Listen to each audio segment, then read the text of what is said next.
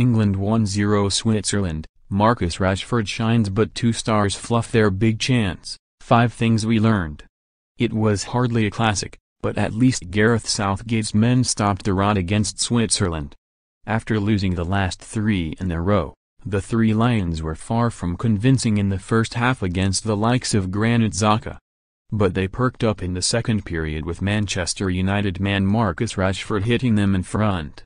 After playing a shadow side, and the customary glut of second-half changes, what did we really learn about England at the King Power? Here Darren Lewis looks at the positives, and a few negatives. Jordan Pickford could sleep easily after this uncertain night for the Stoke keeper. Butland suffered stage fright on an evening when he could have put some pressure on the England number 1. That his mistakes were self-inflicted errors will made it even worse for the former under-21 star. First he left hearts and mouths with an early ball across goal that had shades of Petr Cech trying, and failing, to play out from the back for Arsenal. Then Butland played a loose ball to his Knetter back, James Tarkowski, who dithered and was robbed by Mario Gavranovic. In a flash it was moved out wide to Xherdan Shaqiri, who hit the post but should have scored. At least Butland knows what he has to do for his homework. Gareth Southgate expressed fears before the match that England could have already used up the currency they built up during their summer of love at the World Cup in Russia. He was wrong. We may all hate that horrific England band, I use the term loosely, which sounds more like a toddler banging a drum at nursery.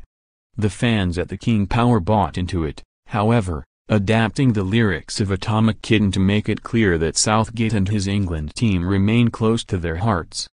He blew a string of chances against Spain over the weekend, but the Manchester United striker made no mistake here in Leicester.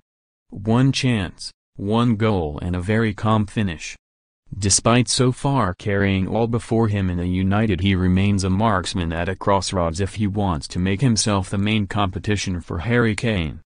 Does he stay at Old Trafford and settle for minutes, or does he leave in search of regular starts? Does he accept playing out wide, or does he attempt to nail down a place up front? Decisions, decisions.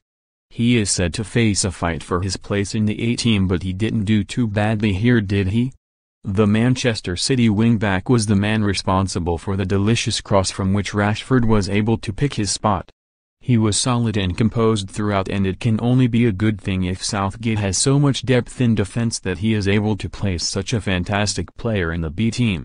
He insisted ahead of the game that he was prepared to wait for his chance in a Chelsea shirt, but that looks to be a mistake judging by his inability to affect this game. What did he do of note? What does he gain by not going out on loan again with Chelsea well stocked for talent in the middle of the park? The stage was set here for Loftus-Cheek to try and impose himself in an area where England are light. Instead he lasted just over an hour before Southgate decided he'd seen enough.